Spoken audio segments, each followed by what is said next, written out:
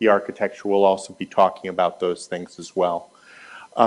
Richard Morris Hunt, just as a quick reminder, is a person who was born in 1827 in Vermont, but moved to Europe with his family when his father died when he was 5, and grew up in Rome and Switzerland, and then trained to enter the École des Beaux-Arts, which was the preeminent art and architecture school in the world at that time. He was the first born American to do so. And that was always his claim to fame, both there and here when he returned. He spent a lot of time in Newport, and he did a lot of architecture in Newport, and he met his wife in Newport, and so and they spent summers in Newport. So not only is he an important architect nationwide, but he had a lot of local impact as well. Just as a reminder, the first half of his career was really defined by what Vincent Scully at Yale called the stick style. It was a kind of an Americanization of the Swiss chalet style, had hints of Tudor to it. It was a highly designed style, even down to the pattern on the roof of, here we are looking at the J.N.A. Griswold House, which is now the Newport Art Museum. Every aspect of the building was studied and had a degree of artistry overlaid atop it, because that's really what the École des Beaux-Arts was all about. It was about integrating sculpture, painting, architecture. They were all seen as parts of a larger Beaux-Arts tradition. And his entire life, he had that same attention to detail that was drummed into him in Paris when he was a student at the École des Beaux-Arts. Here we see that same tradition being applied not to a residential but to a commercial setting.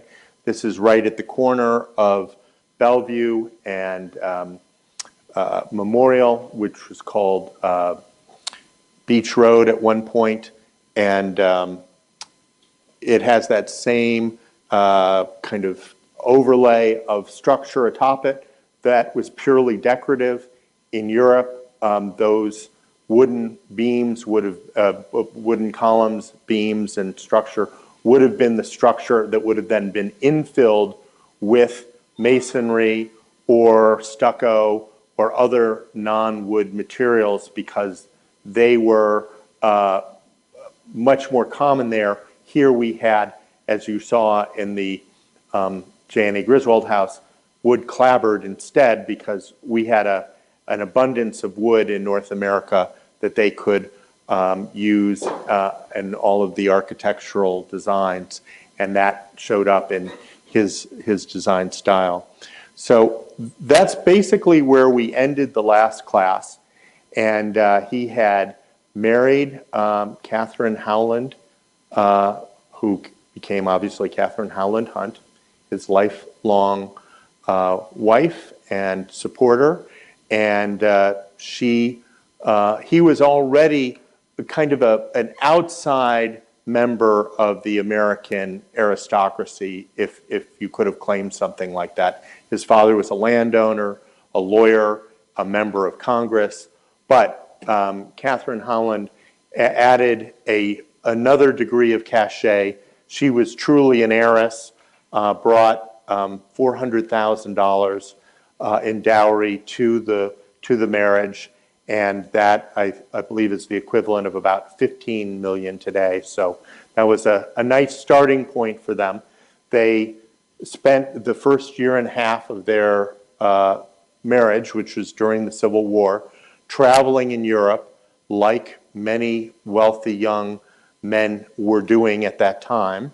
And he, of course, spoke French and Italian, was very knowledgeable, and really was able to flow very, very freely among the well-to-do Americans over there with a degree of sophistication that was clearly apart from what most Americans had, where maybe they spoke a little bit of French, but certainly not fluently the way he did. So here he is, about age 50, which would have been when he completed the project at the Travers Building, 1877. The D'Artagnan mustache and beard, a leftover from his time in France. So you see it from his very early days until his final portrait. It was a stylistic calling card that he used to differentiate himself from others, showing his European pedigree, if you will. And he was, by all accounts, an extremely affable guy. People loved sitting next to him at dinner parties. He was enthusiastic. He was knowledgeable. He was interesting to talk to. So he became, particularly once he allied with the Howland family, he started to travel in even better circles. He certainly had done the J&A Griswold house that we talked about, coming back from Europe. But then he started to meet the Vanderbilts and stepped up to do an entirely different level of architecture. This is actually for the Golette family, which are at that same kind of high level of wealth and power as the Vanderbilts had. And this was his first kind of great building in a French style, not surprisingly. He became known as the European trained architect. We talked last time about how he was the youngest of the 12 architects that Richard Upjohn invited to help found the American Institute of Architects, mirroring some of the institutions that existed in France and Britain, a sort of a professionalism, a cadre of well-trained architects that set a code of conduct and set standards for how they build, and shared knowledge in a collaborative way, which added a great deal of professionalism to the architecture world of the United States that it did not previously have. And he became the third president of that institution as others stepped down. So he was an early proponent of that. He, as we talked about last week, he was one of the very earliest instructors of architecture.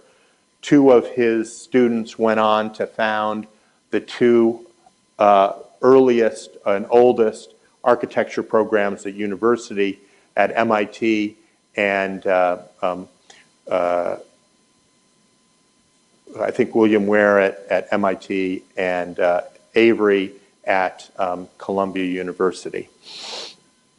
But you can see, even though this isn't the kind of architecture he was doing, he managed to segue to this type of architecture very quickly and had no trouble whatsoever in applying that same level of artistry and detail to all the surfaces that we saw at the J&A Griswold house.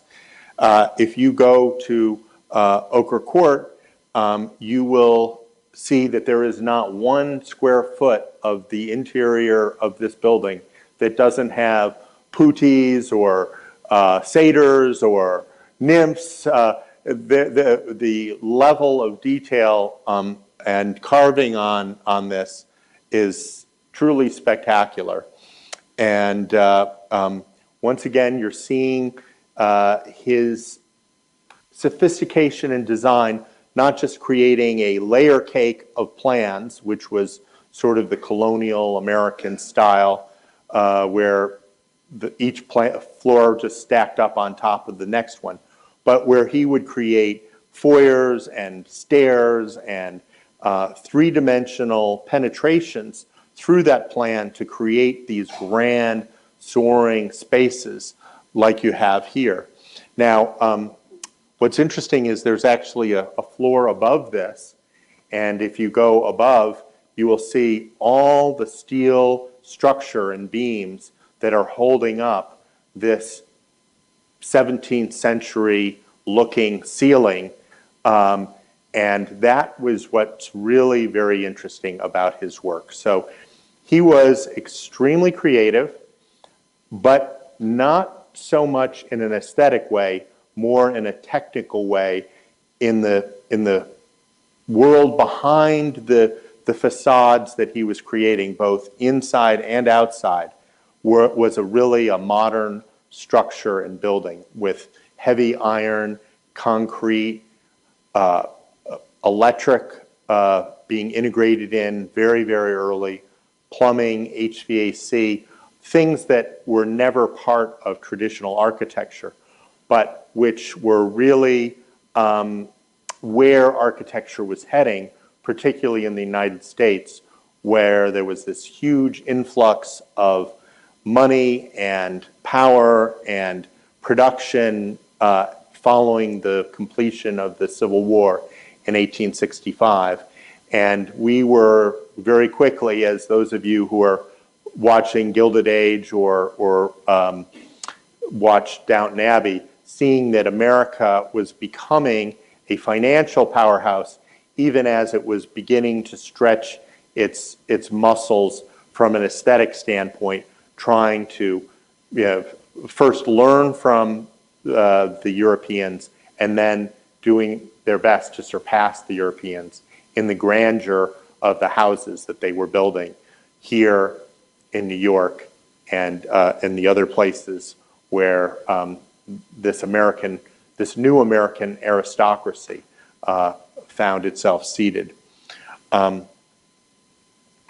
Here we have a plan laid out. These are much bigger spaces. You would not have been able to span these distances using the old wood timbers, so that they had similarity to some of the European plans. Certainly the facades were mimicking, in many cases, closely European models, but the scale of them was such that they could only really be achieved with steel structures and concrete infill on which the other finish flooring and walls were applied.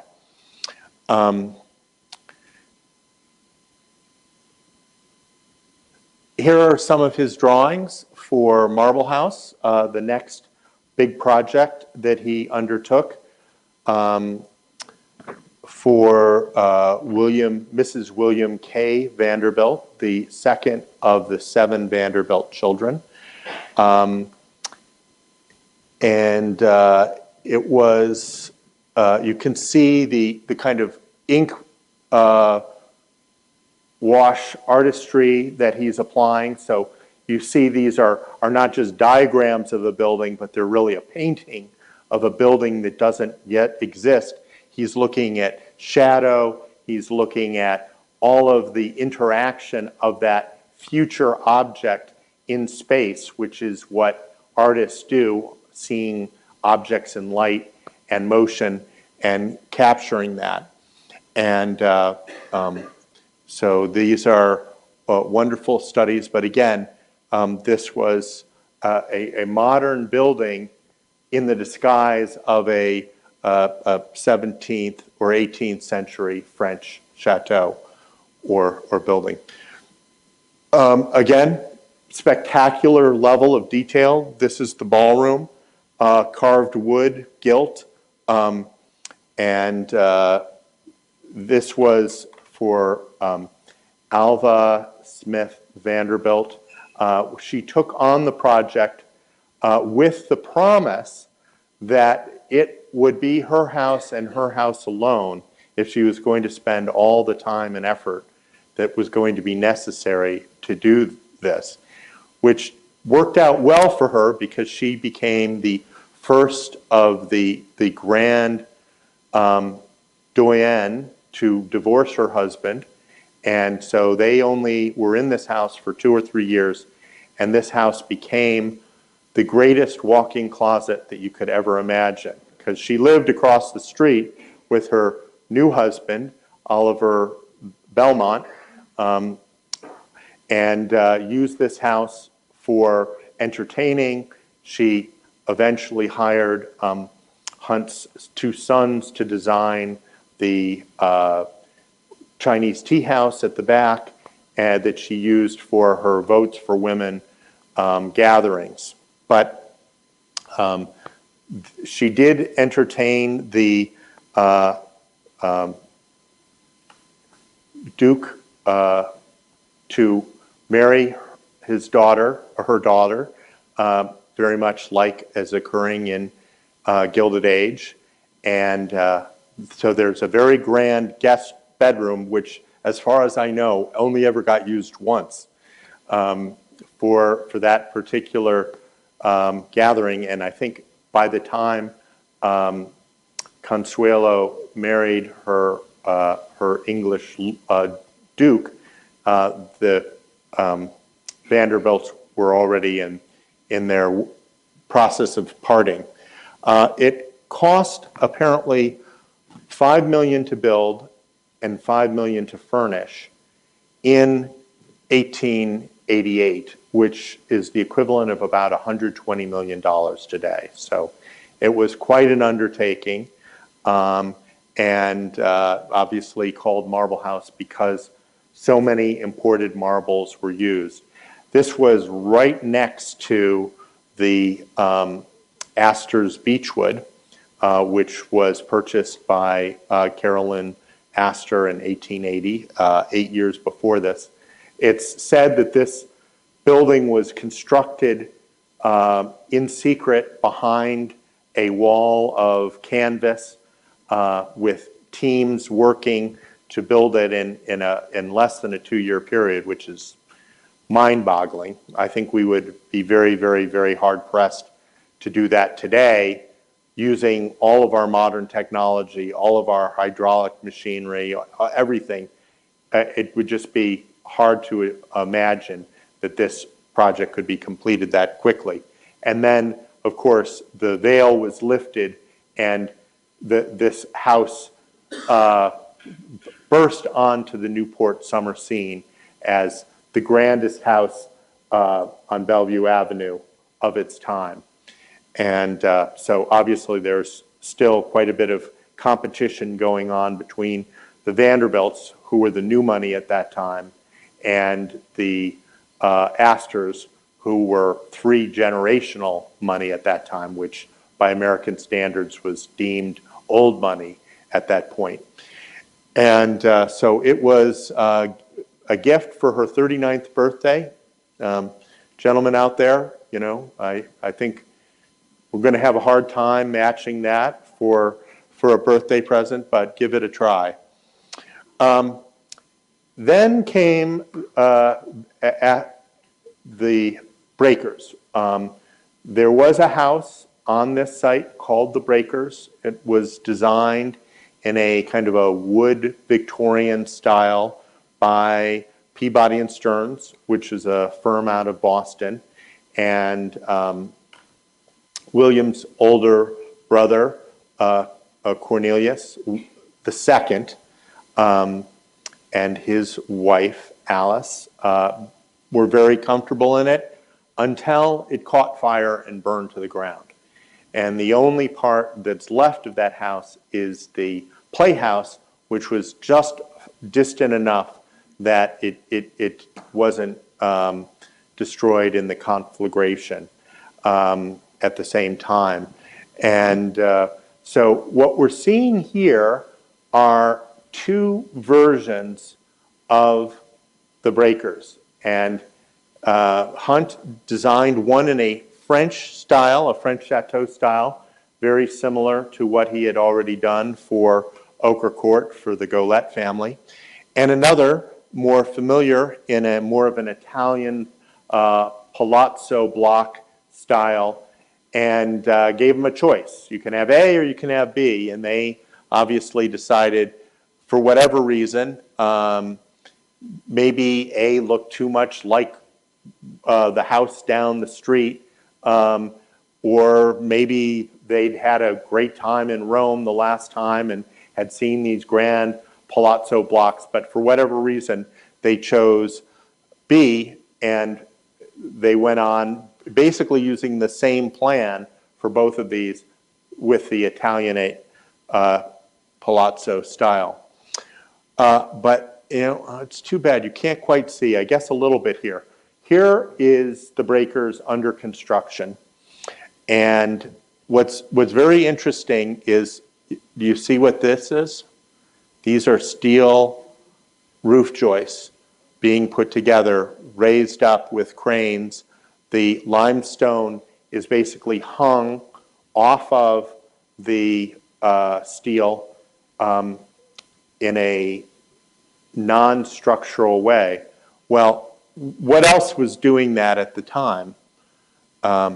Here we have the finished building, which we're all very familiar with today. And here we have skyscrapers being built basically at the same time. This is Burnham and Root's Reliance building. You see the steel structure on the outside. You see the stone applied and hung on it, almost like a curtain, what we call a curtain wall. So what you're seeing here is basically a skyscraper in disguise. It is got all of the parts and pieces of a skyscraper, maybe not quite as tall. It's still 6 or 7 stories tall in terms of the height of a normal building, with some of these floors being double height.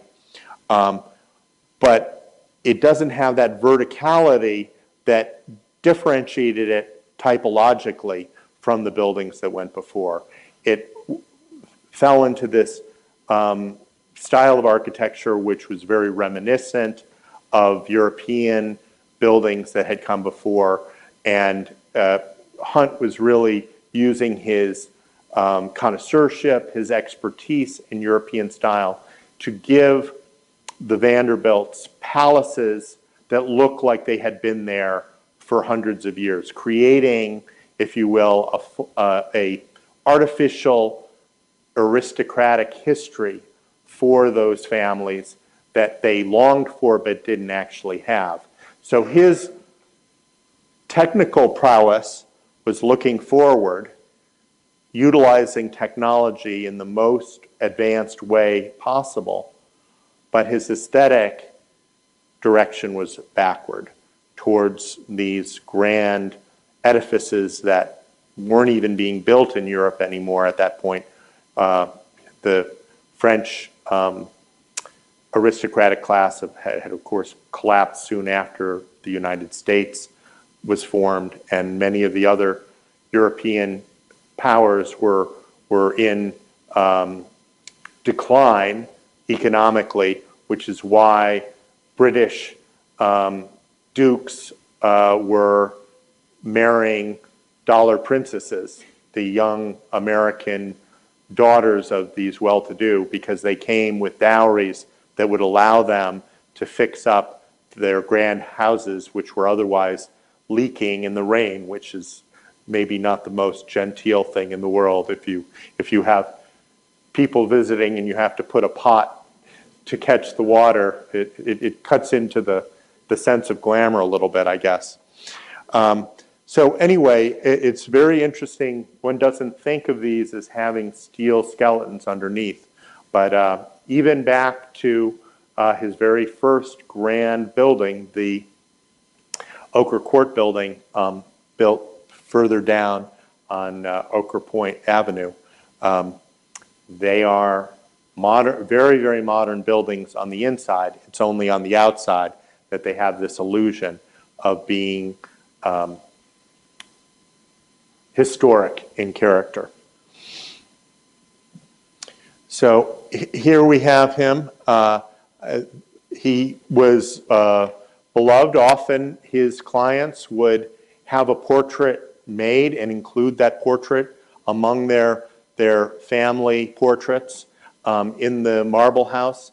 If you go and look up the stairs, you'll see two medallions. One is of Mansard facing in one direction, and one is of Hunt facing in the other direction at the same level. And the message is pretty clear. All of the chandeliers and the wood decorations are all referencing Louis XIV, known as the Sun King, who was the most powerful monarch in Europe of his time, the 17th century. And what the Vanderbilts are saying is, you had your guy, we have our guy, we're on equal footing, we are the new aristocracy, we are the heirs to that European tradition, to that sense of world power.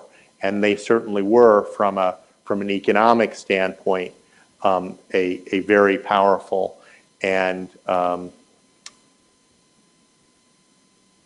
wealthy family that at the time could never imagine that, you know, that their great grandkids wouldn't be living in these houses, you know, as they do in Europe, where, you know, you might have the 18th Duke of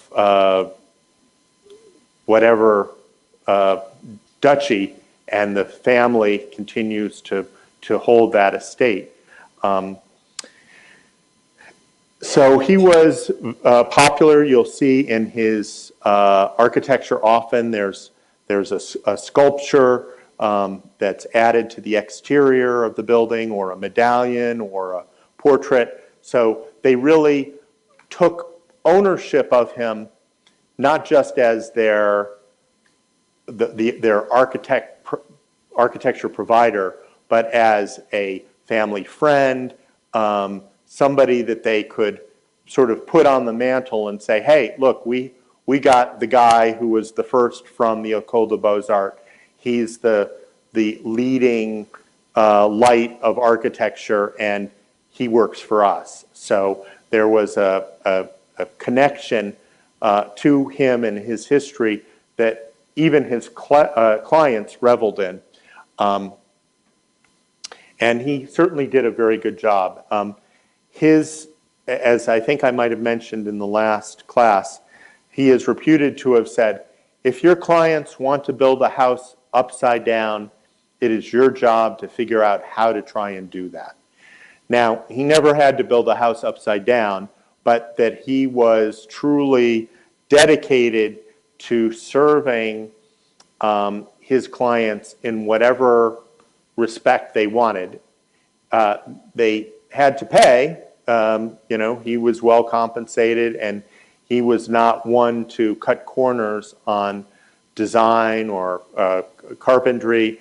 One story, as you may have heard, is in the Breakers' morning room, there were silver panels behind some painting all the way around the room, and 100 years after they'd been built, everyone was looking at them and thinking, why haven't those aged? Why haven't they oxidized the way silver normally does? All of us who have silver and know it needs to be polished every couple of months or years, as the case may be. And so they took a tiny little bit of sample of it and sent it to the lab, and it came back that it wasn't silver at all, it was platinum.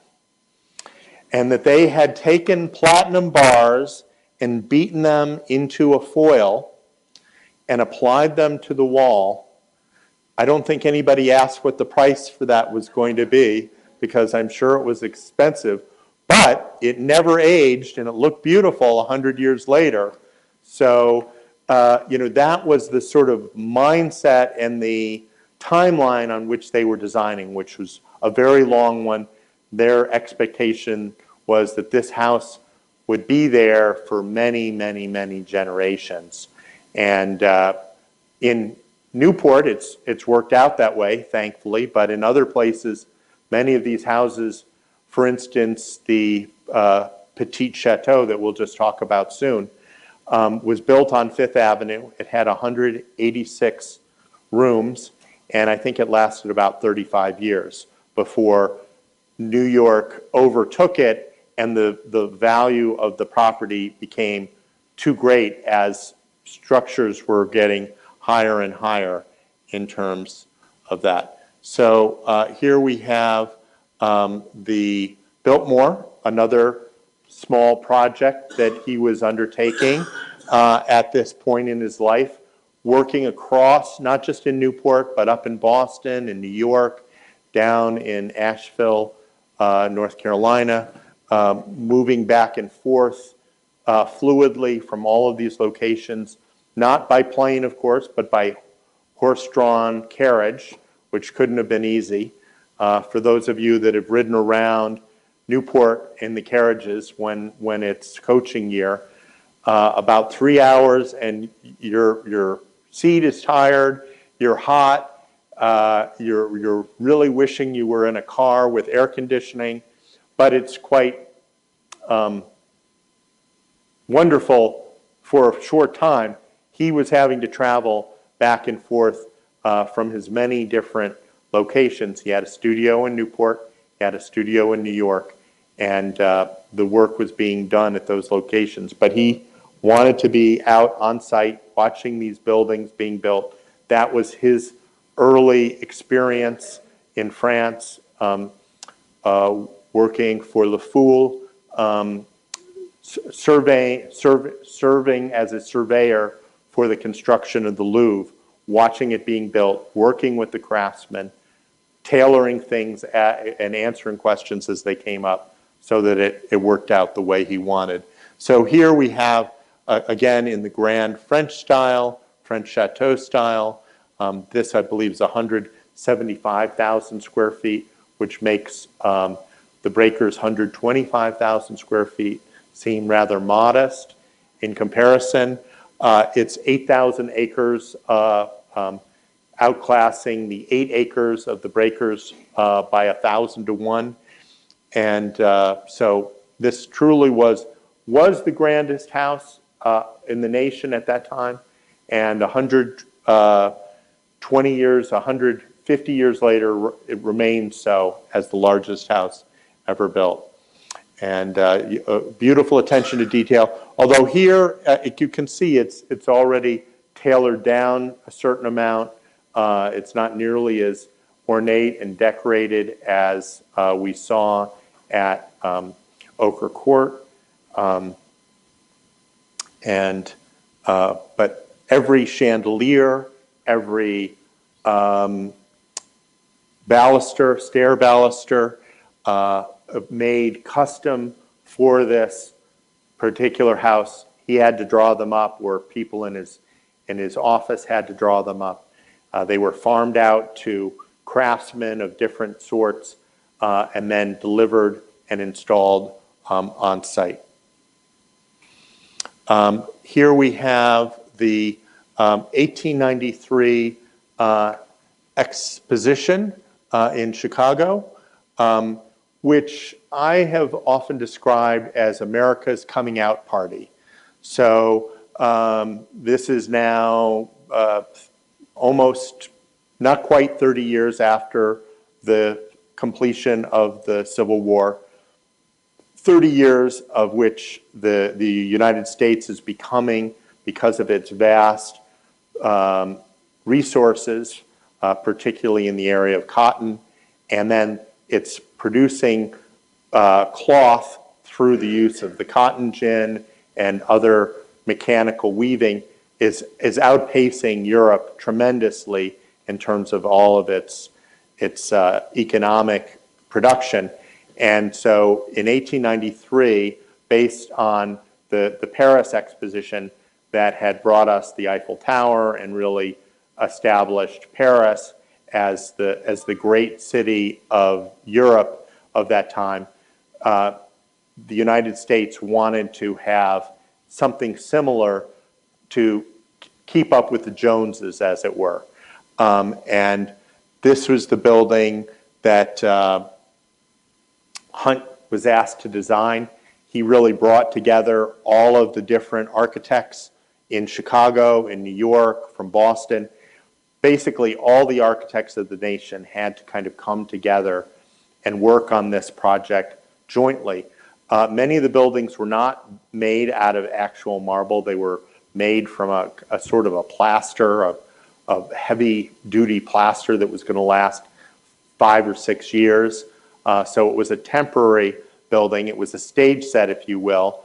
Each of the different buildings was dedicated to a different function. The one building that really has remained there is the Natural History Museum, which continues to this day. But this was his effort to kind of create a grand, iconic element that was part of this larger composition.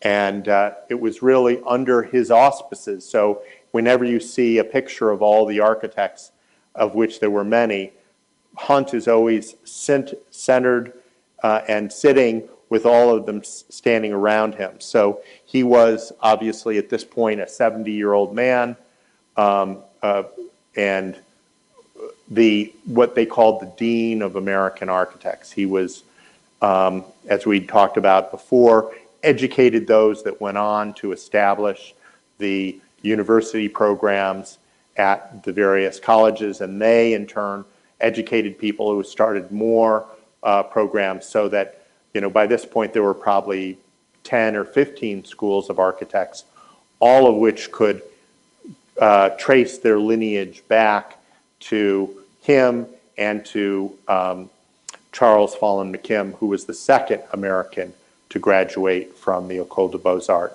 So McKim, Mead, and White is now rising, but Richard Morris Hunt and his firm is really standing at the apex of the American architectural profession at this time. Here we have, obviously, his building right at the end of the axis, you know, in a place of honor, which was the same sort of place of honor that he took when he was seated at gatherings of American architects. And this was from around the United States and even from abroad. People came to Chicago to experience this extraordinary construction and see how far America had come from, you know, people with long rifles and coonskin caps wandering around in the woods. This was really their assertion that they were a world-class culture on par with Europe. Different, this is the Columbian Exposition.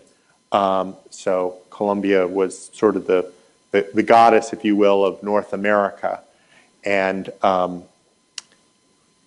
so the buildings are highly decorated, somewhat referential to Europeans, but there's no building quite like this anywhere else. So when given the power and the budget and the program to head in a new direction, Hunt was still very, very capable of being inventive when given permission to do so.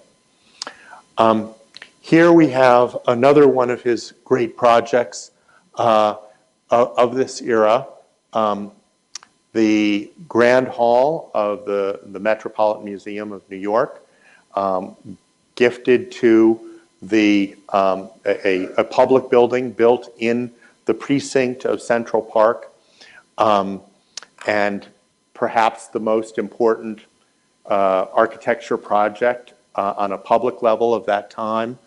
Again, you see that same sort of three-dimensional design within the building, the high foyer with the grand stair leading up to it, and of course the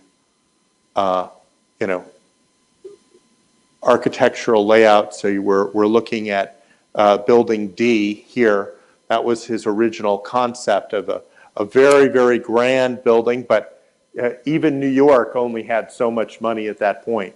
So they really built Building D according to this. You see the grand stair, this incredible stair here. I can, is that tiny little thing right there. So you can see how, make no small plans. They have not the power to move the spirit of men. That was a quote from another architect of that era, and it was one he certainly was allied with. This is an incredible undertaking that's much greater than what ended up being. That was a much more dense building around this, but it's still a pretty spectacular undertaking. And you can see this is completed actually after his death. So what happened? Well, he was building the Fog Museum up in Boston, traveling down to Newport to see the breakers, which was under construction, planning to head on down to Asheville, North Carolina, to see the completion and work going on that building. Probably had things going on in New York. Well, traveling by carriage, he caught pneumonia, decided to spend what he thought was going to be a few days in Newport and soldier through. And unfortunately, it turned out to be more serious than that. After a week, he fell ill and died, and passed away while all of these projects were underway. And he really was, went out at the top, if you will. He was, let's see, just shy of 70 years. He was, I think, 68 years. But for an architect, that's just like hitting your stride at that point. And he passed, and the architectural community from around the country traveled to Newport to carry his casket and bury him at the cemetery along Farewell. And this is his gravestone, a very simple, considering how elaborate all of his buildings are. It's very minimalistic, and he's chosen his epitaph to be labore est aurore, which rhymes, but it means, I believe, I have to check my Latin, that art is labor is praying. Yes, okay. So it is a summation of his life as an architect, that through his work, he was doing what he thought was his God's work, creating things of beauty for not just his customers, his clients, but for a broader community as a whole. To work is to pray. Yes, thank you. Well, he was so admired among his peers that they came together and said, well, we really need to build something to honor him and all he's done for the profession. And so along Fifth Avenue, and it exists pretty much exactly today as it did when it was built in 1898. The Hunt Memorial, you see on this side is, you see here painting, and here is architecture, and architecture is carrying a model of his administration building from the Chicago Exposition. And the sculptures were done by Daniel Chester French, a noted architect whom he did a lot of work during his architectural. And there's a lovely bench, so you can sit under his gaze and enjoy taking some weight off your feet as you travel down Fifth Avenue. So it's at about 70th Street, right across from the Frick Museum today. And so here he is, modeled, looking up towards the skyline. That fabulous mustache and beard still in place. And, a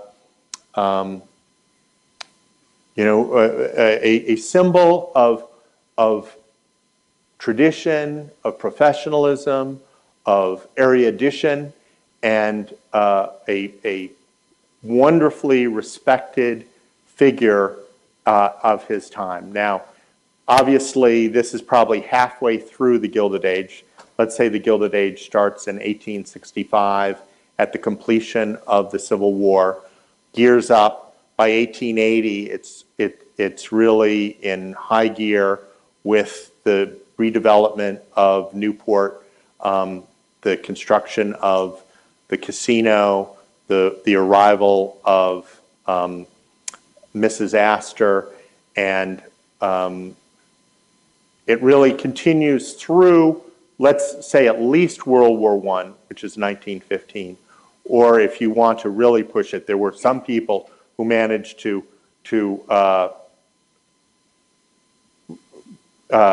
marshal their resources well so that they were not as badly hurt when the income tax went from 3% to 70% on the first million, which happened between 1915 and 1918. There were a lot of debts to be paid. There was actually apparently still bills hanging around from the not just the Civil War, but from the Revolutionary War that they thought they better settle, and this was their opportunity to do so. So, but very quickly, after the Gilded Age, I would say Richard Morris Hunt's star went into decline pretty strongly. The Gilded Age houses were seen as symbols of a period of inequality and ostentation. Perhaps that's true. They were certainly of great artistry. They were inventive. They, as we've shown, set the table for the creation of the skyscrapers, which were America's great contribution to architecture in the 20th century. I think he was supplanted by a different model of architect. And the one that obviously comes to mind is Frank Lloyd Wright, who was, in many ways, the antithesis of him. If Hunt would do anything that the client wanted, Frank Lloyd Wright was famous for not doing any of the things that the client wanted, including not stealing their wife and running off with her, which he did, which was an example of a very bad example of client relations.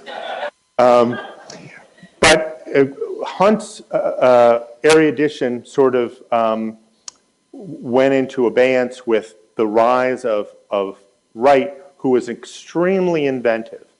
Everything he did, and he really had 3 careers, any one of which would have put him at the apex of the 20th century of American architects. He started with the Prairie style, which had low overhanging roofs, very reminiscent of the wide open plains of the Midwest. And then during the Great Depression, as he moved from Taliesin to Taliesin West, he focused more on the Usonian style, which was assembled from concrete masonry units and used the heat of the sun to heat and cool the houses, which is a very modern concept even today.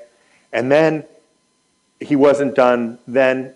He went on to a modern style, which you see in the Pasadena convention center and buildings like the Guggenheim Museum, which were spiraling, almost spaceship-like objects, which even by today's standards look